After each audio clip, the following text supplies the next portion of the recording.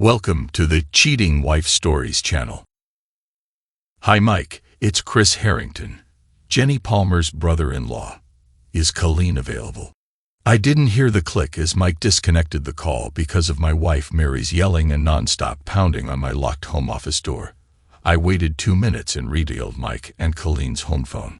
Listen, punk, if you call this number again, I'll report you to the cops. Do you understand? I do, Mike.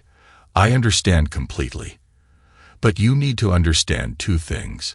I don't care if you call the cops, and even more importantly, I'm going to talk with your wife, and there's not much you can do to stop me. Have a good night. This time, I had the satisfaction of hanging up on him. Despite the continued banging on the door, I leaned back in my office chair, closed my eyes, and tried to make the last important decision of a long roller coaster day. Should I call my sister-in-law's husband? I asked myself. I met my wife Mary in high school. I was a junior and was sitting in the bleachers with my buddies, waiting for the start of a Friday night football game. A similarly sized group of girls from the sophomore class sat in front of us.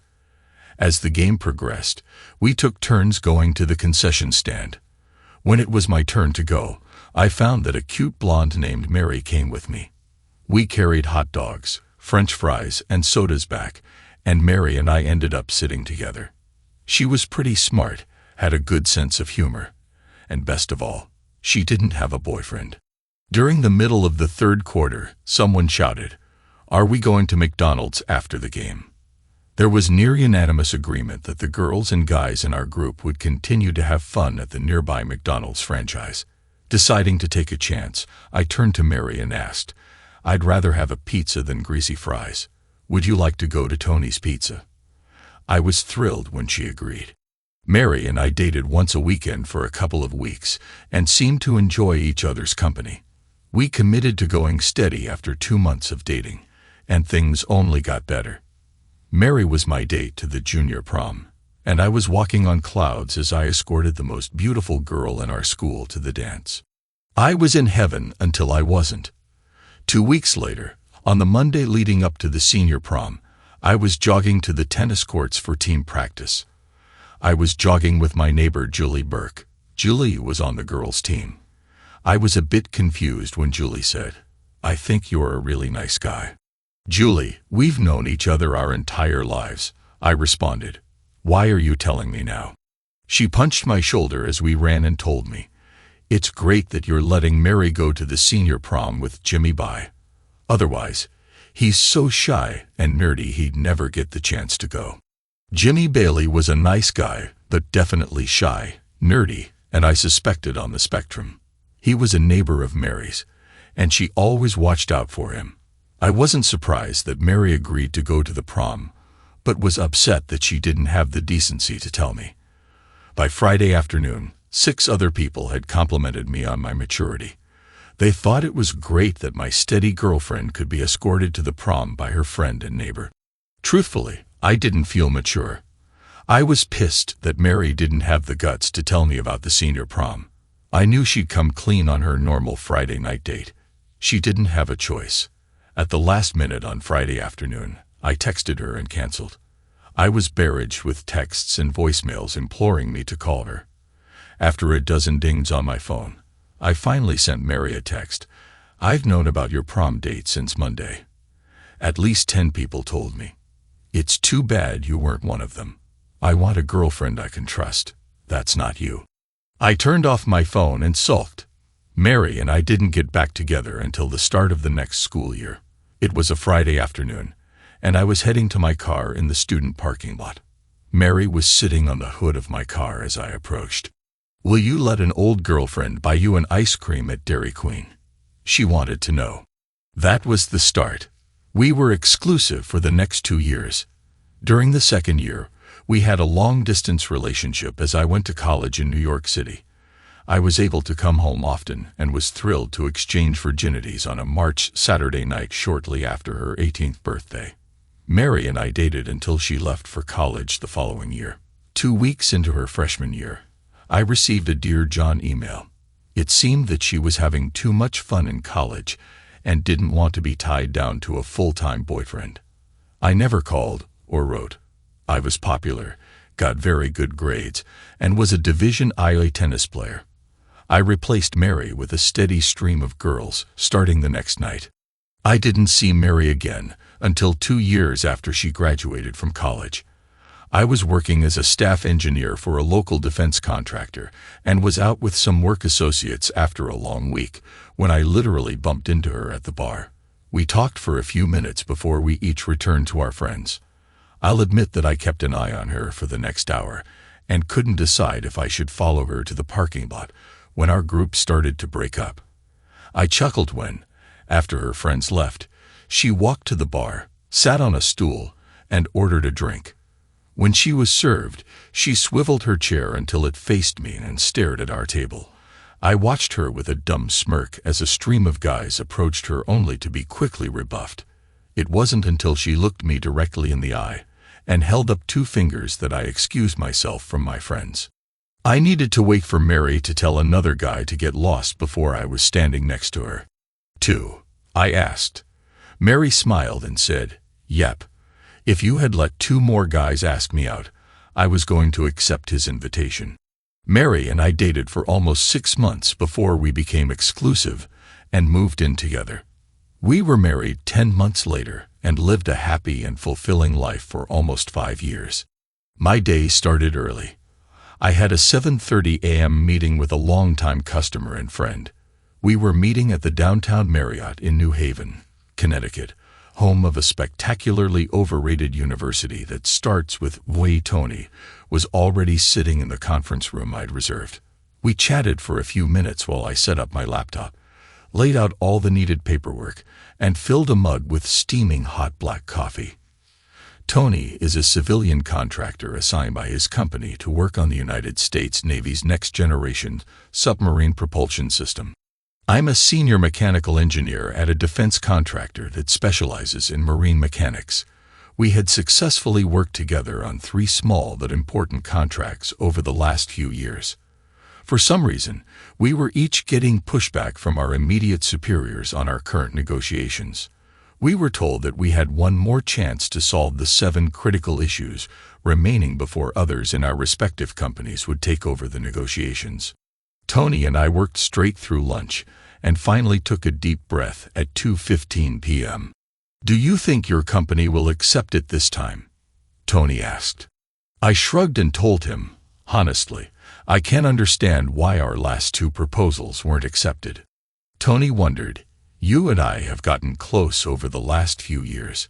Do you think it might be a test to see if we're too close?" I chuckled and admitted, I felt the same thing, and then tiredly stretched and shrugged again. "How about a drink?" Tony asked. I held up my notebook and said, "I've got over 30 pages of notes that I've got to figure out. A drink won't make it any easier. I'm going to hang out and transcribe the important resolutions into my laptop. I'll email you a memo of understanding by 9 a.m. tomorrow morning. Let's get on the phone immediately if there are any misunderstandings. I need to submit my report by noon tomorrow." "That sounds good," Tony said as he started to pack up his computer. I walked Tony through the hotel lobby, and after he left, I stopped into the gift shop and bought a Diet Coke before returning to the conference room. As soon as I entered the room, I felt like the walls were closing in on me. Deciding to change the locale, I packed my bag and relocated to a quiet corner of the hotel lobby. I checked in with the office and found out that some small problems had developed over the course of the morning. After I texted my wife and suggested that she have dinner without me, I settled into a comfortable lobby chair and got to work. The change in location helped, and I was able to plow through a great deal of work over the next couple of hours. I was so focused that I'm still surprised that her laugh caught my attention. I looked up and recognized Jenny, my sister-in-law, walking across the hotel lobby wearing a traditional little black dress and sexy heels. She was headed straight to the check-in area. If that wasn't strange enough, her arm was wrapped through the arm of a tall, good-looking man. The man wasn't Jenny's husband, Scott. Without thinking, I turned on the camera app of my phone and took several pictures of the couple as they checked in. One picture made me steam as the man's hand dropped and gave her butt a nice squeeze. I took another set of pictures as they walked to the elevator, and a final set as they entered the elevator and kissed as the elevator door closed. I quickly walked over and watched as the indicator light showed that they got off on the 8th floor. I was angry and confused. I loved Jenny, and I counted her husband as my best friend. I'll admit I was in a daze. As I sat back in my seat, between the day-long intense negotiations and the shock of seeing Jenny with another man, my brain was fried. I didn't notice the man sit in the chair next to me until he reached out his open hand. "Hi, I'm James, and I'm the general manager of the Marriott," he said. As we shook hands, I replied, "Hey James, I'm Chris Harrington. I rented conference room L22 today." James nodded in understanding and then asked, "I saw you taking pictures of the couple who just checked in. Do you know them?" After a moment, I answered, "I know the woman. Can I guess that you were surprised to see her with her gentleman friend?" "I was very surprised," I told James. "Mr. Harrington, may I be blunt?" he asked. After I nodded, he continued, "I'm worried that there's going to be trouble if you stay here. I've never gotten into the kind of trouble you're talking about. I've never come close. There is likely to be a confrontation, but I'll walk away before we disturb your guests." James looked around the lobby. It was fairly quiet, and no one seemed to be paying any attention to us. He handed me a folded sheet of paper. I unfolded it and found a man's name and address printed on the paper. James asked, "Do you think there can be even less of a confrontation now that you have that information?" I reached out my hand, and as we shook, I said, "I can almost guarantee it." I went back to work and was able to complete a surprising amount, given that I looked up at the elevator bank every few seconds. When Jenny and her guy exited the elevator, it was nearly 3 hours later. My bag was packed, and I was on my feet and walking toward them before they took 2 steps into the lobby. I was holding my cell phone to my face and snapping pictures as I approached the pair. Jenny was confused at first, but when I lowered the camera, her jaw dropped open, and she visibly turned pale. "I'd give you a kiss like I normally do, but I don't want to taste your boyfriend on your lips." "Chris, what the hell are you doing here?" "I'm here for meetings." "Why are you here?" I could see Jenny willing herself to calm down. She took a moment and said, "Chris, I'd like you to meet Mike Charmett. We work together. We're here to check out some meeting rooms for an upcoming event that our agency is hosting." I looked at Mike as he stretched out his hand toward me. "It's nice to meet you, Chris," he said. I ignored his hand and asked, "Mike, can I ask you a question?" Mike and Jenny exchanged strained looks before I asked, "Do you think Jenny is more attractive dressed in these sexy, hip-hugging jeans, skin-tight blouse, and boots?" I waved my hand indicating how Jenny was currently dressed, or the hot black dress she had on when you went to the 8th floor to inspect meeting rooms 3 hours ago. Before they could regain their thoughts, I looked down at Mike's left hand. "Nice wedding band, Mike. I can see that you're as much of a lying, cheating pile of garbage as my precious sister-in-law." At that point, Mike lost his cool. In a hiss, he said, "Listen, jerk, you don't have a clue what's going on. Just mind your own business, and I won't kick your butt." "I'm sorry to tell you, Mike, but my sister-in-law cheating with a worthless jerk like you is my business." I slowly put both arms behind my back and continued, "As far as kicking my butt, I'll give you a free first shot. You'd better make it good, because after you take your shot, I'm going to pound the heck out of you, put you in the hospital, and then call the cops and file charges against you." I shut up and smiled. Mike jerked his head toward Jenny and angrily said, "Can you handle this, jerk? I need to go." Without waiting for an answer, he turned toward the hotel's front door and stormed off. I couldn't help it. As Mike walked toward the hotel's front door, I said, "If I were you, I'd give your wife a heads up. I'll be calling." Mike stopped and slowly turned, directing his gaze at Jenny. He reiterated, "Please take care of this, Jenny." After watching Mike exit the hotel, Jenny turned, put her hand on my arm, and said, "Chris, can we go into the bar and have a drink?" I was tempted but quickly decided against it. "I'm sorry, Jenny. I've wasted a number of hours waiting for you to finish your little sex party." Jenny cringed as I continued, "I need to get home, have a drink, and decide how to handle telling Scott and Mike's wife." Jenny squeezed my arm and pleaded, "I only do this when Scott's away. It doesn't mean anything. I'm not hurting Scott."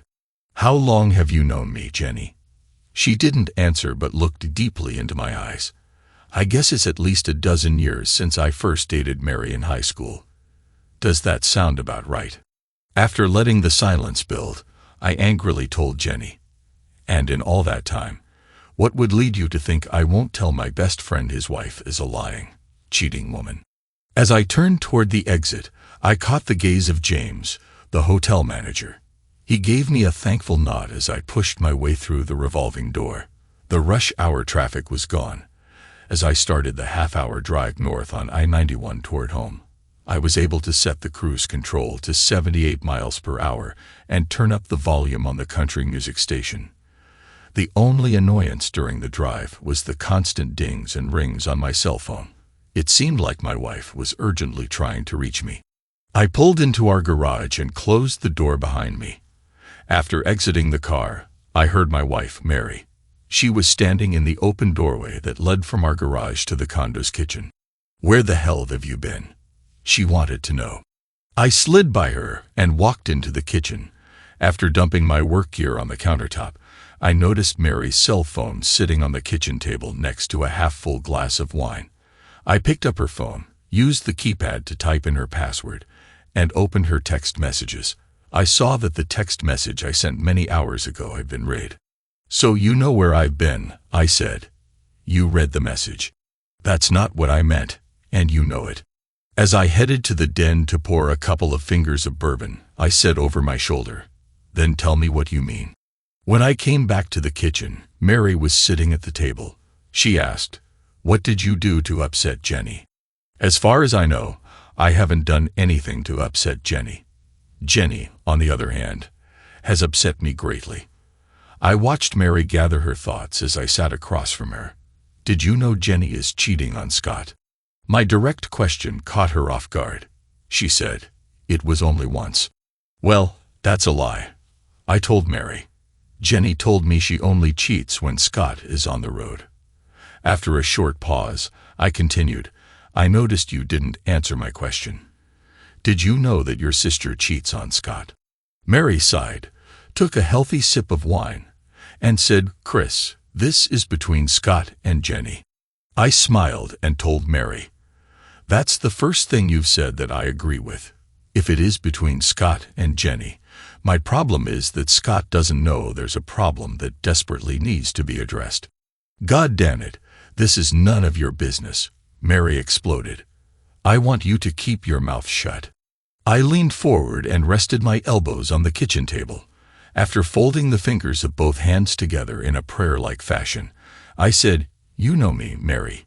You know me better than anyone." Mary expected more and was startled when I got up and quickly walked to the kitchen archway. I hesitated for a moment before turning. "I've asked you twice if you've known about Jenny cheating, and you've refused to answer. I'll ask again. How long have you known?" "You know Jenny. She's always been a little wild," Mary responded. 3 years, was my immediate reply. "What the hell does that mean?" Mary asked. "It simply means that you refuse to answer a question that I think is critically important to our marriage. What Jenny does when Scott's away doesn't have any bearing on our marriage," Mary said confidently. "Well, let's see," I said, leaning against the arch and counting on my fingers. "First, my relationship with your sister will never be the same now that I know she's a lying woman. At every holiday that we celebrate with your family, I'll be reminded of your sister's treachery. Second, you've given me every indication that you've known about her vile behavior, and I'm left wondering if you approve. That's not fair, Chris. Third, although I don't travel nearly as much as Scott, I'm on the road for 1 trip each month. For the first time in our relationship, I have to wonder if you've cheated on me." Mary's eyes widened, and she exploded. "How dare you accuse me of cheating?" I immediately jumped in, and with as much intensity as I could muster, responded, "I've never accused you of cheating, but your cavalier attitude toward your sister screwing around has me wondering if you have." I stopped and glared at my wife before continuing. "You and I both know you can't prove that you haven't cheated. All I have is my trust in you. And right now, that trust is severely shaken." I turned and walked down the hall to my home office. After doing an internet search on Mike Charmet, confirming he was married, and having both his home and office addresses, I decided to tackle the last awful chore. I texted my brother-in-law, Scott. "You're getting home on Friday, am I right?" It took 10 minutes before he responded. "Yes, I land at 2:30 p.m. Meet me at the pit stop. I'll be there at 4. Does this have anything to do with Jenny's frantic phone call wanting to know if we've talked?" I was trying to decide how to respond when my phone rang. I answered, "Hi, Scott," while swiveling my chair to face the wall. I wasn't going to hide my words from Mary, but I wasn't going to make it easy for her to hear this conversation through the closed and locked door. "What's going on, Chris?" "It's about as bad as it gets, Scott. Are you sure you want to do this over the phone?" After a short pause, Scott asked, "Is she cheating on me?" I answered, "Yes." The silence lasted several minutes, only broken up by an occasional sob. "I'll see you at the pit," he said. The call was immediately terminated. I was going to text Scott and let him know I was available to talk anytime he wanted, but I finally decided to leave him alone. I was confident that he knew I had his back and was available to him anytime he needed me. Mary had quieted down while I was talking to Scott. I'm sure she was trying to listen. After hanging up, I heard her say through the closed door, "Please come to the kitchen. We need to talk." I was actually considering going to our guest bedroom, but decided to finish the bourbon sitting on the kitchen table. After easing myself into a kitchen chair across from Mary, I took a nice gulp of Knob Creek and relished the slight burn in my throat. I glanced over at my wife and could see the wheels frantically spinning in her head as she prepared for her next attack. My brain was dead. I didn't have much fight left in me and knew that the last ounce of booze wouldn't help. I was waiting for Mary to start when my phone began buzzing in my pocket. "Jesus," I exploded. "When will this day end?" I dug the phone out, looked at the screen, and saw a number I didn't recognize, which only added to my sky-high frustration. I answered the phone with an aggressive, "Hello." A female voice responded, "I'm sorry to be calling so late. My name is Colleen Charmet. Someone from this number called my house twice earlier this evening.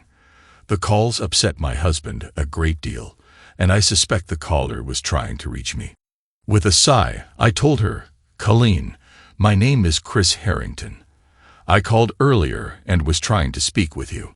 In a somewhat somber tone, Colleen said, "Let me guess, you're calling to tell me that my husband is cheating with your wife." "Close," I told her. "He's cheating with my sister-in-law. Her name is Jennifer Palmer, and I think they work together." There was a long pause before she responded. "This is the 3rd time I've received a similar call, and it will be the last. How does a man do this to a wife and 4 children?"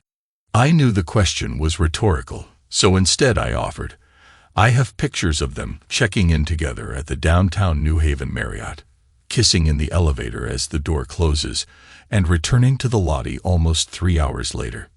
Jenny was dressed differently after their date. The balance of the call was spent trading email addresses and a promise that I'd send the pictures in the morning. After hanging up, Mary said, "Jenny told me he had an open marriage." "That's a lie," I replied. "His wife and 4 children all believe they're in a monogamous marriage and have a happy family."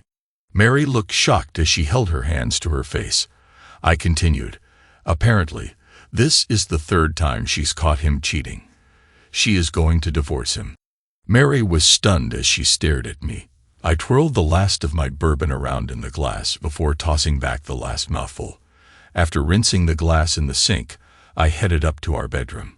As I lay in bed and considered all that had happened to my extended family over the last few hours, I came to the conclusion that I wasn't to blame for all the sadness and destruction. As usual, my alarm went off at 5 a.m. Instead of starting the day exercising in our basement gym, I quickly showered, dressed, and headed to work. I wasn't trying to get away from Mary. I needed to get into the office, complete the memo of understanding, and get it off to Tony. Thursday was busy. Tony and I needed to speak on the phone for 45 minutes to get the wording exactly right on a couple of points, but I was easily able to get the completed agreement to my boss by the noon deadline. I spent the afternoon catching up with emails from the previous day and was heading home at 5 p.m., my normal quitting time. I had been wondering what the evening would bring and was only half surprised when I turned onto our street and saw Jenny's car and her parents' car parked in front of my home. "It's going to be a long, long night," I groaned as I pressed the button to open the garage door. "What the hell did you say to Scott?" was the opening salvo from Jenny as I closed the door behind me. Glaring at my frightened wife, I said, "I'm going to change. I'll be back in a few minutes, but I warn you, if I'm disrespected by your family in my house, I'll physically throw everyone out the front door. That includes you, Mary."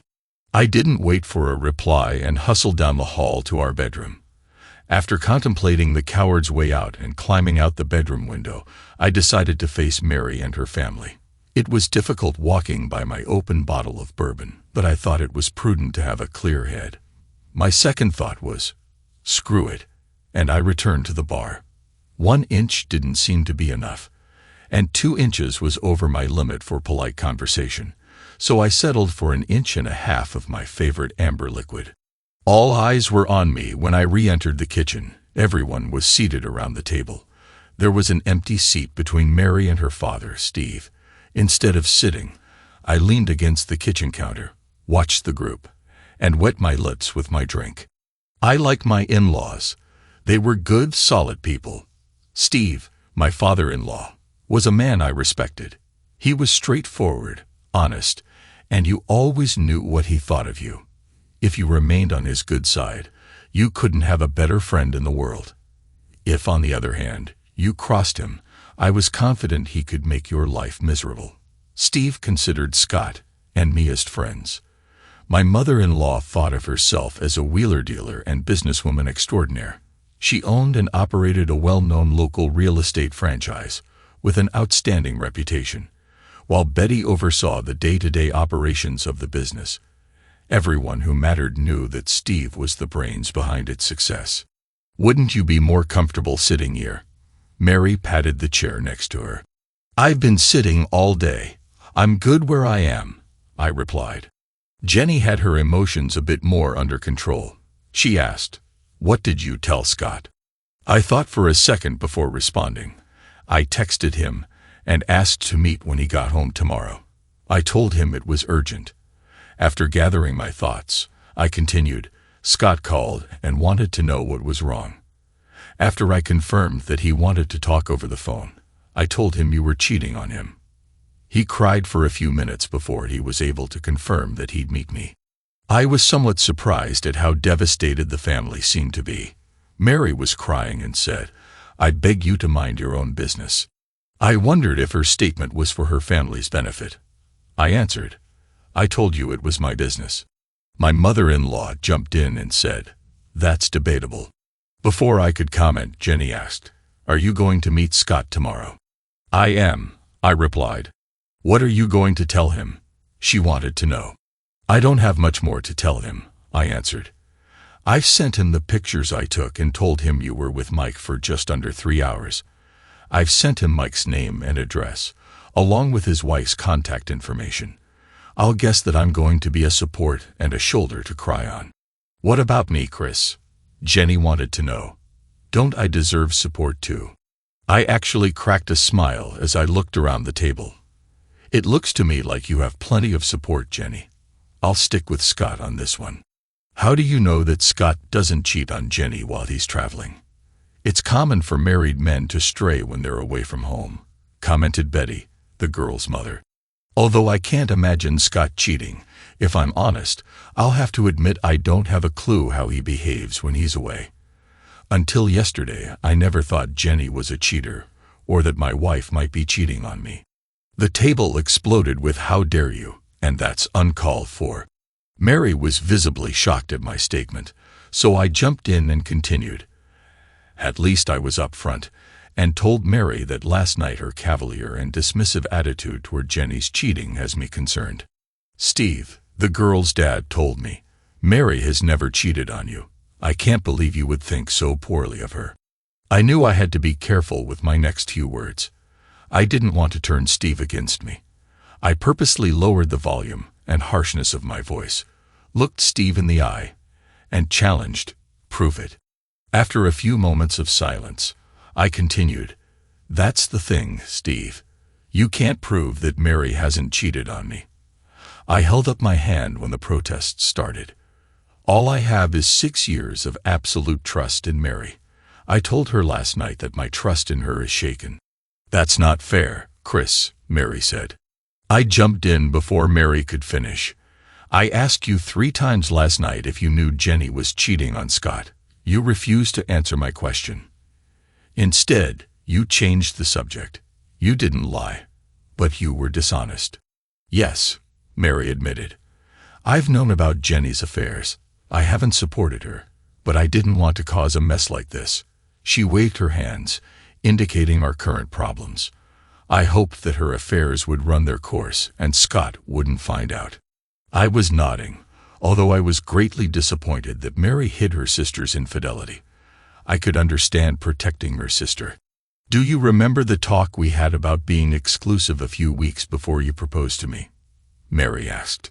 When I nodded, she looked directly into my eyes and said, "I promise I haven't had a romantic or intimate relationship since our talk. In fact, I haven't been with another man since we started dating after college." Call me naive, but I could see the angel I married 5 years earlier as she spoke those words. "I love you and I believe you," I told my bride. Her family was kind enough to let a few moments pass before we continued our conversation. I could tell that Steve was particularly happy with the turn of events. Betty asked, "What are you going to do about Scott?" "I'm simply going to support my best friend, just like each of you will support Jenny. Scott deserves my support, and I'm going to give it to him." The following 6 weeks were a grind. Scott moved out of his house and into a nearby apartment. He immediately filed papers for an official separation from Jenny, but held off on filing for divorce. I had dinner with Scott every Wednesday while Mary kept the same schedule with her sister. It was a Tuesday afternoon, and I was having lunch with a couple of work buddies at Clyde's Barbecue and Bar.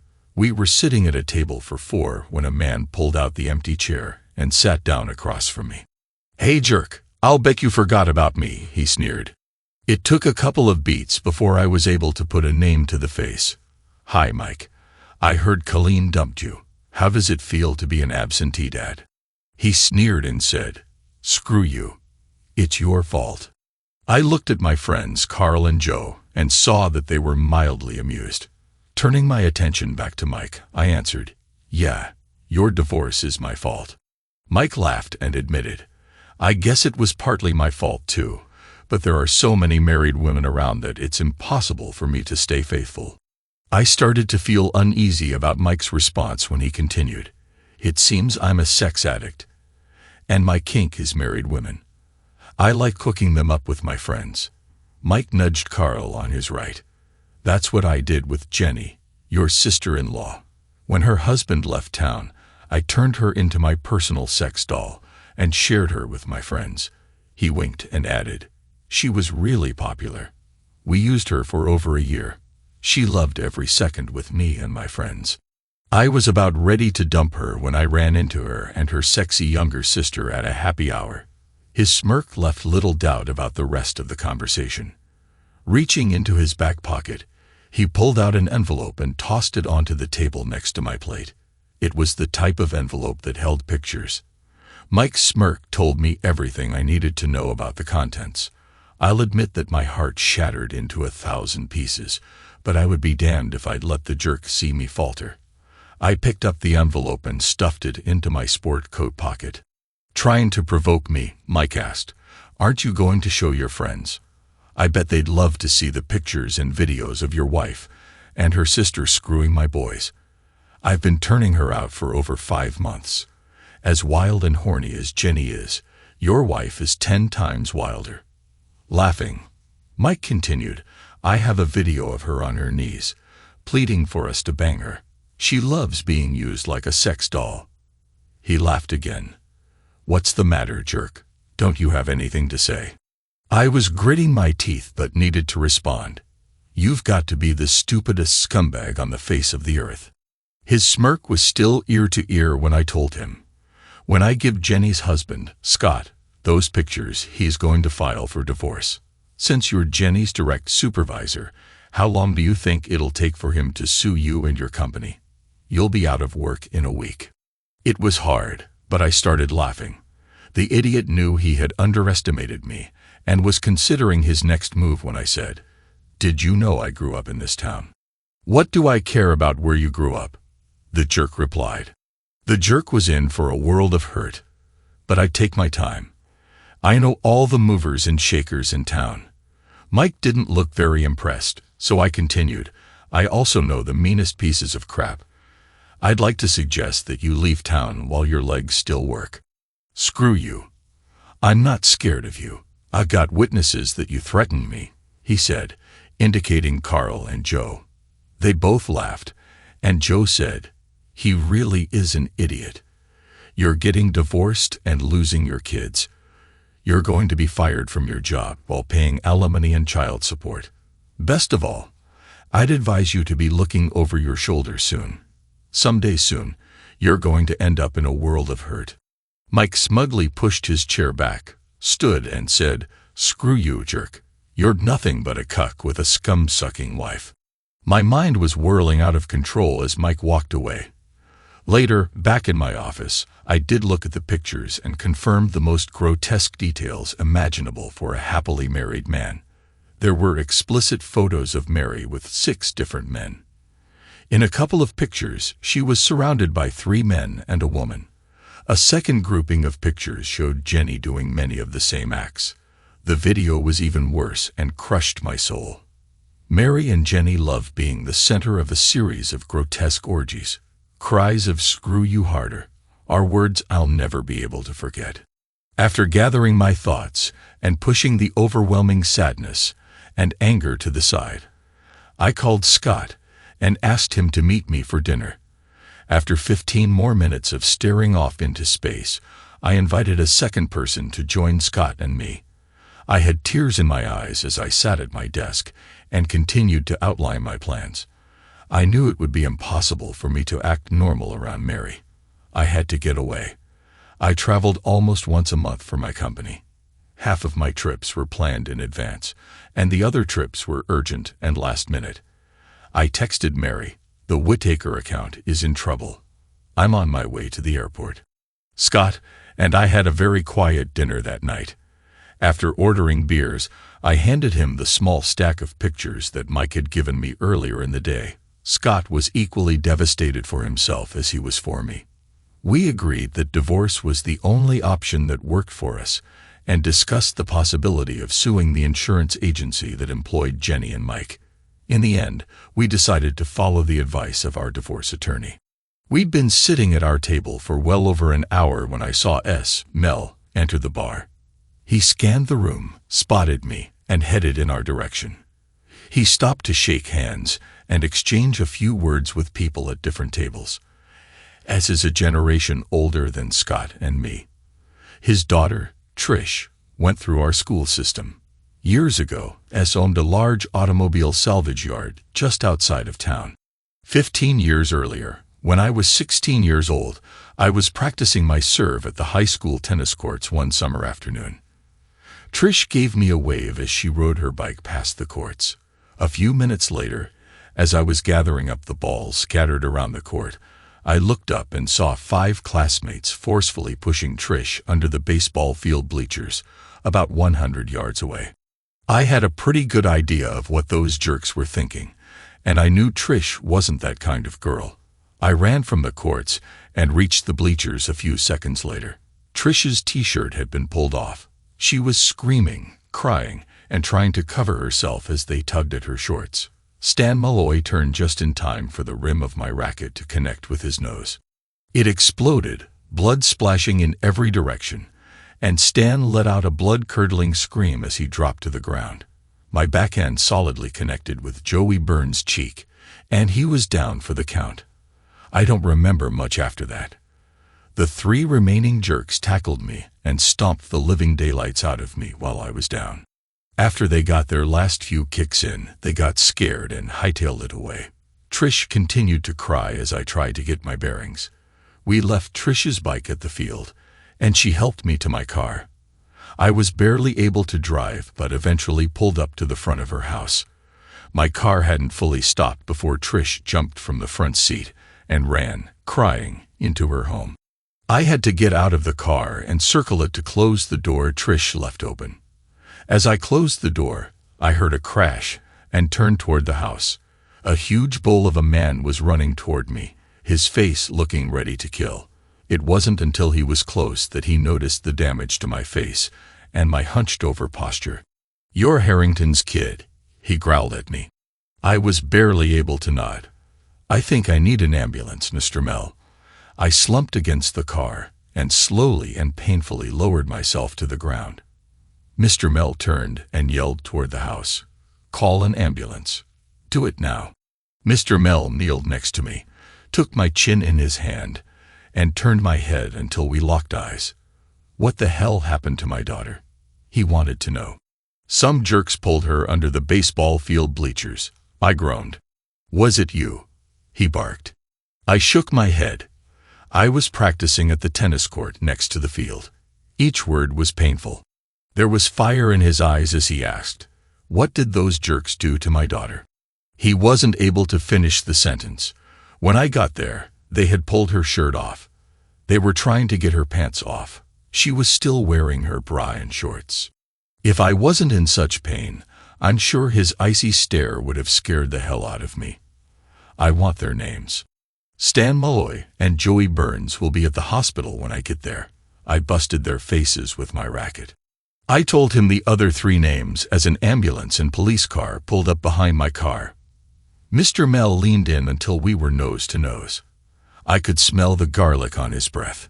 In a voice just above a whisper, he said, "If you ever need a favor, come and see Salmela." When S. Mell got to our table, he sat down without introductions being made. I handed him the envelope of pictures and waited a moment until he skimmed through them. When he looked up at me, I said, "There's a man named Michael Charmet. He's a top guy at Jimmy Sullivan's insurance agency. His hobby is trapping married women for his own pleasure and later sharing them with his friends. The pictures I showed you are of him and his gang with my wife and my brother-in-law's wife."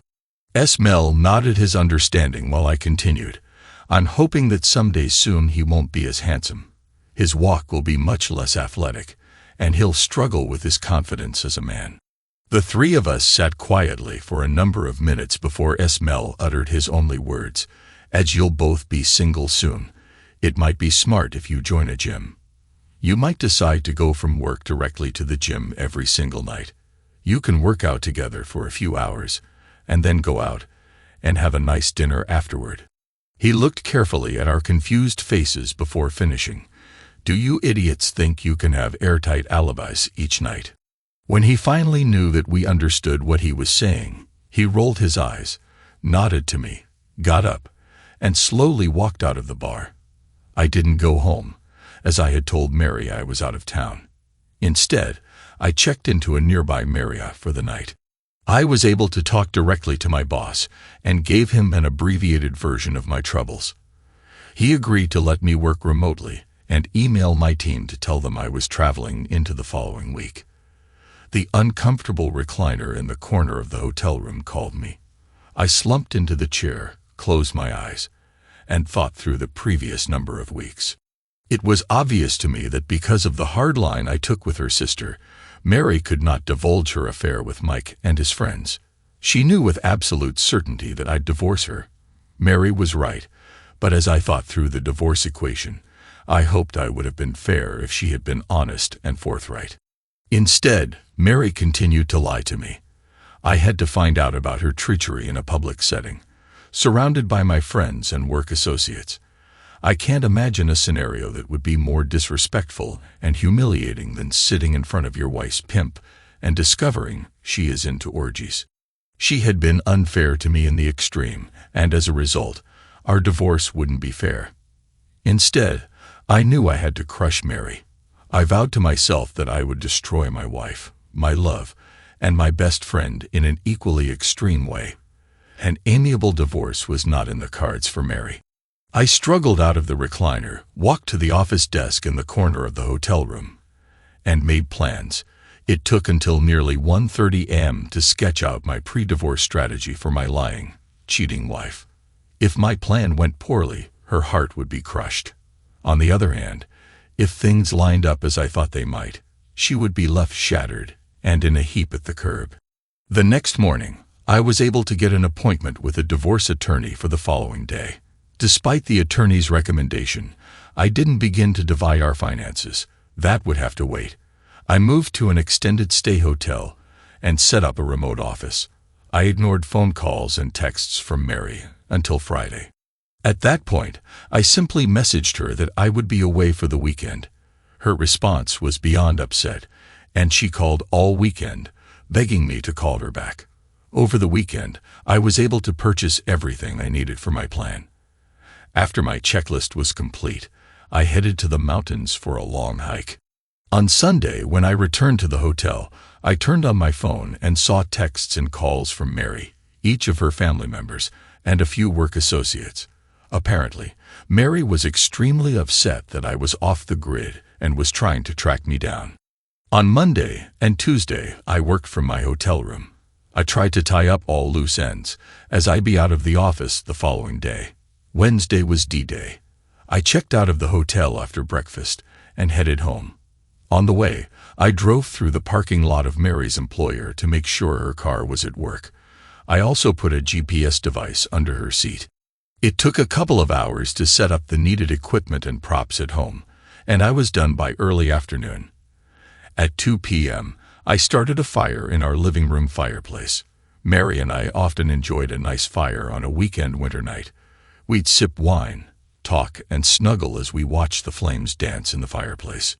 But today wasn't a chilly February day. It was September, and the outdoor temperature was 84 degrees Fahrenheit in the early afternoon. I waited until 3 p.m. and texted Mary, "Just arrived home." My phone rang immediately. I let Mary's call go to voicemail, but she didn't leave a message. Instead, she texted me a rude comment. I watched the GPS indicator on my laptop. I had expected Mary to leave work immediately, but she didn't. The fire was blazing, and I continued to add logs to the pile. At 5:05 p.m., when the GPS indicated that Mary had started her drive home, the temperature in the living room was stifling and easily over 100 degrees Fahrenheit. Perfect, I thought. My heart hardened. I gritted my teeth and waited for her to get home. There was a 3-minute delay between the time that Mary opened the garage door and when she entered the kitchen. I heard her drop her briefcase by the door and felt her presence as she stood in the entryway to the living room. She walked in and found me sitting on the couch, watching the fire. There was a cheese and cracker plate and a bottle of wine on the table in front of the couch. I was holding one glass of wine. A second glass was at the other end of the table and was for Mary. "What the hell are you doing? The heat is overbearing," was Mary's comment as I turned from the fire to look at her. I asked, "What the hell does it look like I'm doing? I've prepared a romantic welcome for my wife." I noticed that 2 beads of sweat were already running down her forehead and cheek. Romantic. The word caught in her throat, and she didn't finish the sentence.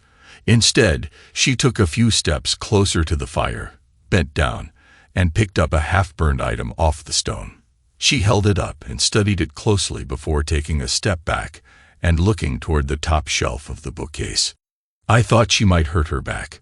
She whirled so quickly to face me, her eyes wide in horror as she showed me the smoldering front cover of a book. It was the only part of the book that had escaped the flames. It didn't look like Mary was in any shape to form words, so I calmly told her, "We didn't have any kindling to start the fire, so I used a couple of those old books." I nodded to the empty space on the top shelf where Mary kept a full row of books. "I only used 4 or 5. We have plenty more to start our next fire." While talking, I had gotten up from the couch, grabbed Mary's glass of wine, and was holding it out to her. I watched as her face morphed from incomprehension to rage. On the day Mary was born, her dad gave her a present, the most popular children's book of the previous year. On the first empty page, her dad wrote Mary a love letter that was heartwarming and described his hopes and dreams for his daughter. Her dad gave her the same birthday present each year, 28 books, each a reminder of his love. I clenched my jaw as I saw Mary scream and start to swing. I'm not sure if she intended to slap or punch me, but when her hand hit my face, it hurt like heck. Her hand smashed into my left eye, and her fingernails broke the skin on my cheek. The contents of the 2 glasses of wine covered the front of my shirt and pants. Her face changed again, and as she started to cry, I could see utter confusion. Without saying a word, she turned and ran up the stairs to our second-floor bedroom. I heard the door slam behind her.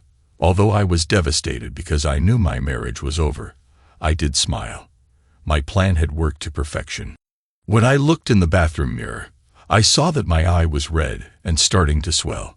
Mary's nails had broken the skin, and a tiny bit of blood trickled down my cheek.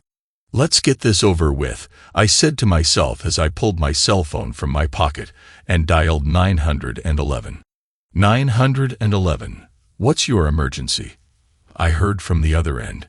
"My name's Chris Harrington, and I need police help with a domestic situation. My wife has physically attacked me." After giving the dispatcher my address, she asked, "Are you in a safe place, Mr. Harrington?" "I am. My wife has locked herself in her bedroom. I'll be sitting on the front porch until the police arrive." "Do you need medical attention?" the dispatcher asked. No, I wasn't hurt that badly. For police procedure, the dispatcher stayed on the line until the first police car arrived. I knew my call was recorded, so I was very careful how I answered her questions. Almost immediately after the first patrol car pulled up to the curb, a second arrived. 3 police officers crossed the grass together. "Thanks for coming, officers." "What's going on?" the crusty old veteran asked. I turned my head so they could easily see the damage to my left side. "My wife, Mary, hit me." "Why did she strike you?" he wanted to know. I wanted to be careful with my answer. My wife has become verbally abusive over the last several months. I suspect that she is conflicted. She has been hiding an affair that she doesn't think I know about. In fact, I had planned to have her served with divorce papers tonight. "When we talk to your wife, are we going to find any damage?" was his next question. "I've never touched my wife or any other woman in anger," was my honest answer. "What about guns?" the younger officer asked. "I have several handguns. They're all in a gun safe in my office. My wife does not have the combination to the safe." As the 2 younger officers entered my house to talk with Mary, I said to the third, "Would you like to see a video of my wife hitting me?" He squinted as he tried to make sense of my statement. It took a few moments for him to ask, "You have proof of the assault?" "I think I have proof," I finished. I waved for him to follow me. My laptop was on the kitchen counter. I needed to wake the computer and find the cloud-based storage account. I opened the folder, backed the video up 30 minutes, and found the start of our confrontation. I pressed play and stepped away so the police officer could clearly see the action. He watched until Mary left the room and ran upstairs, then asked to watch it again. After the second viewing, he keyed the communication device on his shoulder and said, "Arrest Mrs. Harrington." Almost immediately, I heard Mary screaming from upstairs, and my heart started pounding. I knew the officer had asked me a question, but I needed him to repeat himself. Are all the rooms in your home under video surveillance? This was a line of questioning I didn't want to get into, but knew I had to answer honestly. No. The living room is the only room with a camera. He nodded his head in understanding while scratching his chin. How long have you had the camera in the living room? I shrugged my shoulders and admitted, it's a fairly recent addition. Our staring contest was broken when Mary screamed, "Chris, what the hell is going on? Please, please help me." I was about to respond when one of the young officers shouted, "Sir, this is a police investigation. Please leave immediately." He was talking to an older man standing in the open front door of my home. With just as much authority, the man said, "I am an official process server, and I am here to serve Mrs. Mary Harrington." He marched up to Mary as all three officers took a step closer in case things got out of hand. The man asked, "Are you Mary Harrington?" When Mary nodded, he held up an envelope and said, "Mary Harrington, you are served. In addition to the divorce petition, there is a restraining order keeping you away from Mr. Christopher Harrington, his home, and his work." Because Mary was handcuffed, he handed the envelope to the officer holding Mary's elbow. As the process server left, I turned to Mary. I watched as the panic and confusion drained from her face, replaced by calm. She looked at me and asked, "How did you find out?" "Mike told me," I replied. As the two younger officers escorted Mary to the back seat of the patrol car, the third officer gave me his business card and asked that I email a copy of the video. I walked into the front door and watched the first car pull away with Mary. The older officer had stopped halfway down my front walk. He turned and asked, "I've seen you on occasion at the pit stop, haven't I?" "Yes, I recognize you," I said. "The sergeant," he told me, 4 years ago, I divorced my wife for cheating. I'm paying alimony, child support, health insurance, and the mortgage on the house she lives in with my kids and her jerk boyfriend. Maybe the next time I see you at the pit stop, you'll let me buy you a beer and tell me what the heck happened here today." I went to work the next day and was able to be somewhat productive.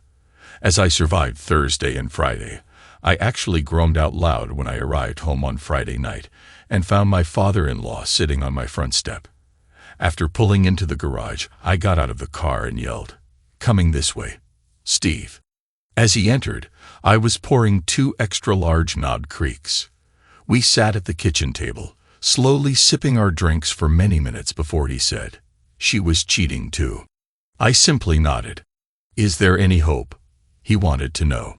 I took 2 more slow sips before I could calm down enough to be kind and respectful to Steve. It wasn't just one time, and it wasn't with just one man. I took another taste and then told Steve, it wasn't just one time, and it wasn't with just one man. It wasn't with just one man at a time. He looked at me with disbelief, and before he could respond, I told him, "I've seen pictures and videos that make me want to throw up." Steve shrank in his seat and turned white. A tear ran down his cheek. We sat together for a long time, each of us caught up in our own thoughts and memories. "Mary and Jenny didn't learn this behavior from their mother or me," he said. His intense stare was almost chilling. Several more minutes passed before Steve rose to his feet and circled the table. As I stood, he grabbed me in a tight bear hug and sobbed into my shoulder. After letting go, he shuffled to the door with the same gait as a 90-year-old man. After opening the door, he looked over his shoulder and said, "Burning those books was a crappy thing to do."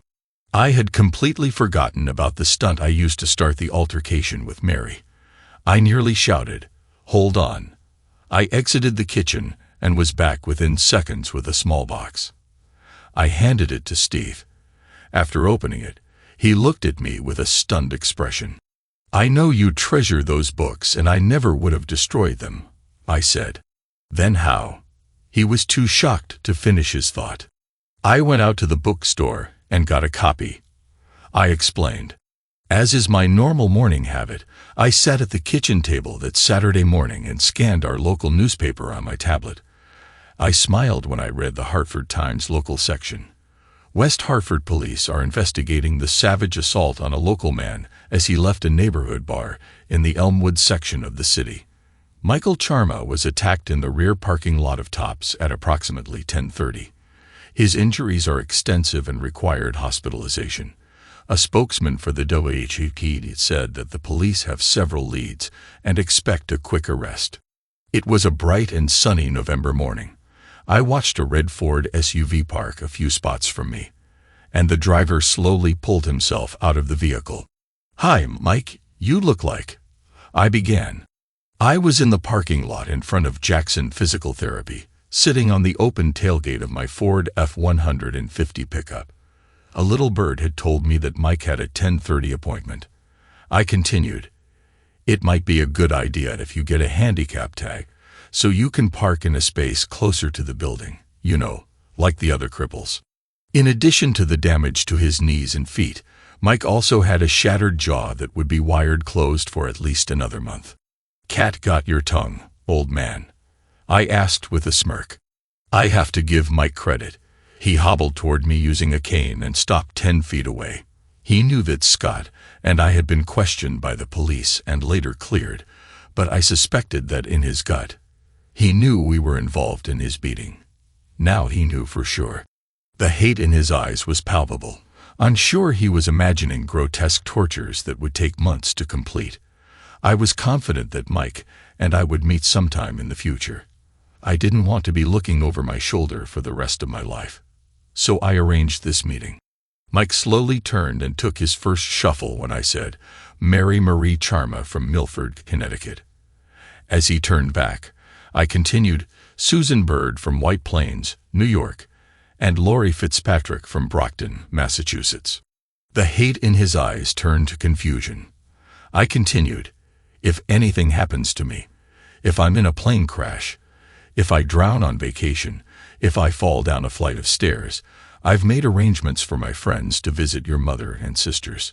I noticed a slight tremor in his arm as he held the cane. "My friends will beat their faces just like they beat yours. They will damage their legs just like your legs have been damaged. And Mike," I said, making sure he was listening carefully, "my friends will kick their crotches just like they kicked yours." I waited a few moments while he digested the information before I finished. "While your mother and sisters are withering in pain, my friends will tell them their beating is your fault." I was surprised when Mike stared me down for several long moments before giving me a quick nod. I wasn't sure whether he was nodding his understanding or calling a truce. He turned and stumbled toward the entrance of the building. I'm glad to report it was my last contact with Mike Charma. I did give my divorce lawyer the power of attorney needed to handle all legal issues related to our split. We didn't have kids, we earned roughly the same amount of money, and most importantly, I didn't care about anything other than separating myself from Mary. I received a call from my lawyer a few weeks after I had Mary served. She told me, "We've reached an agreement almost exactly along the terms we discussed. However, Mary won't sign off until she's had the opportunity to talk with you." I mumbled a profanity and was advised to just do it, sit down, and let her talk. Get it over with. Here's what I'll agree to. Have Mary sign the papers, and you approve everything so it's official. I'll meet with her for 1 hour in a conference room at your office after she's signed the papers. I heard, that should work. Before the call ended, 3 days later, I was sitting in the conference room when June, the paralegal, knocked on the door, opened it, and told me everything had been signed off and notarized. She nodded and backed away from the door, leaving Mary standing in the entrance. Mary had obviously put some effort into her dress and makeup, but that didn't matter. Mary was a knockout, at least to me, even dressed in a sweatshirt and a ponytail. She circled the table, bent down, and kissed my cheek before taking a seat across from me. "Are you as nervous as I am?" she wanted to know. My initial thought was, what a weird way to start, but I gave her question some consideration. I shrugged and admitted, "I'm not nervous. I'm more anxious. I want to get this over with and be able to get on with my life." Tears started running down her cheeks when she told me. I was blackmailed. Mike was going to put videos of Jenny on the internet. Her dad had called me early in the divorce proceedings and shared the same information, so I wasn't surprised. It might have started with blackmail, I said, but I watched the videos. I've seen you reach climax countless times, and it was real. You asked for more intimacy. You asked for more intensity. You were pleading every moment you weren't otherwise engaged. I was getting mad and needed to calm down.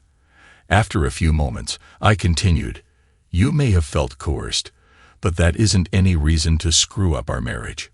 Just because you found out Jenny was cheating on her husband does not mean you needed to turn yourself into one as well. Mary exploded. I was so confused and didn't see any alternative. What could I have done? You could have and you should have trusted me, I replied. I was angry when Mary rolled her eyes. Together with Jenny, we would have gone to the police and filed a report. We'll never know if the police could have developed the evidence to do anything, but we do know that his wife and employer would have found out. We would have had a tiny bit of satisfaction. Even more important, we'd still be together. Unfortunately, you didn't trust me. Truthfully, I don't know if you ever did.